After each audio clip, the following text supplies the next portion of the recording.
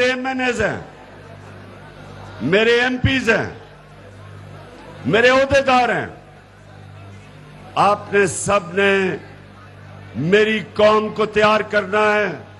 South جنوبی پنجاب کے میرے لوگوں کو آپ نے اسلام آباد کے لیے تیار کرنا ہے. انشاءاللہ اسلام آباد، یہ میں چیلنج کرتا ہوں کہ اتنی بڑی عوام کا سمندر پاکستان کی تاریخ میں نہیں اسلام آباد آیا ہوگا، جو انشاءاللہ ہم لے کے آئیں گے. 20 لاکھ لوگ لے کے آئیں گے انشاءاللہ. اور اس کا مقصد ہوگا جو بیرونی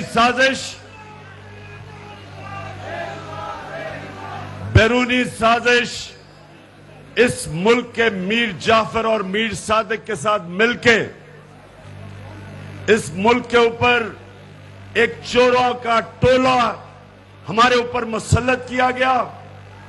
میں اپنی ساری قوم کو تیار کر رہا ہوں کہ ہم نے اس سازش کو ناکام کرنا ہے، اور ہم نے اس ملک میں الیکشن کروانے ہیں تاکہ جو عوام فیصلہ کرے وہ لوگ ملک کی قیادت کرے.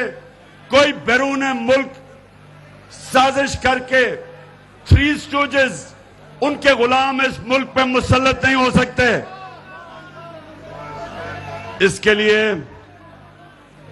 میں پھر سے آپ کو کہتا ہوں، یا ہماری خواتین کارکن بھی ہیں، آپ سب سن لیں، آپ نے بچے کو تیار کرنا ہے پاکستان کی حقیقی آزادی کی تحریک کے لیے. جس طرح آپ سب جانتے ہیں، ہمارے جو ملک کے اوپر حکومت کر رہے ہیں، یہ جو شہباز شریف، میر جعفر، یہ وہ آدمی ہے جس کے اوپر 40 ارب روپے کے کرپشن کے کیسز ہیں. اس کو صرف اس لیے اس کو ہمارے اوپر مسلط کیا گیا کیونکہ یہ کبھی بھی باہر کی قوتوں کے مفادات،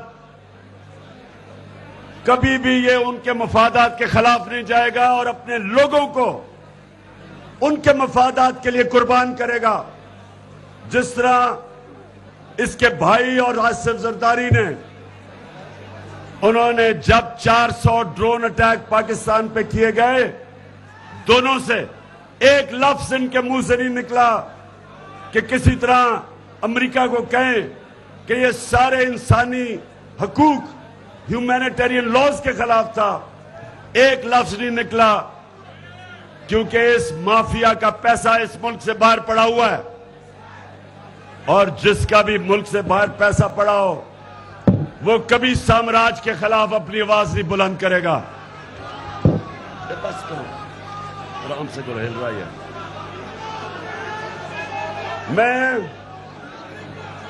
انشاءاللہ اگلے 2-3 روز میں ایک پورا کرپشن کا وائٹ پیپر، یہ جو شریفوں کی کرپشن ہے اس کے اوپر میں وائٹ پیپرز، جس میں کون کون سے کیسز چل رہے ہیں، کتنا پیسہ چوری کیا، یہ سارا میں قوم کے سامنے رکھوں گا تاکہ اس قوم کو پتا ہو کہ جو باہر کے سامراج ہیں، انہوں نے کس قسم کے لوگ اس ملک پہ مسلط کیا ہے، صرف اس لیے کہ یہ کنٹرول ہو سکتے ہیں. تو میرے ساؤتھ پنجاب کے کارکنوں، غور سے سنو. اسلام آباد کے لیے جو میری کال ہے وہ اس ملک کے مستقبل کا فیصلہ کرے گی کہ کیا ہم نے آزاد ملک بن کے رہنا ہے یا غلام بن کے رہنا ہے. سب آپ اس حقیقی آزادی کی مارچ کے لیے تیار ہیں؟ ہاتھ کھڑا کر کے بتائیں. اور میری دوسری بات سنیں، یہ جو माफिया हमारे ऊपर मुसल्लत किया गया। ये याद रखें, ये माफिया दो तरह चल रहा है। 30-35 सालों से दो तरह ये माफिया चलता है। एक कि ये पैसे दे के, लालच दे के अपने साथ लोगों को मुलाता है, जिस तरह हमारे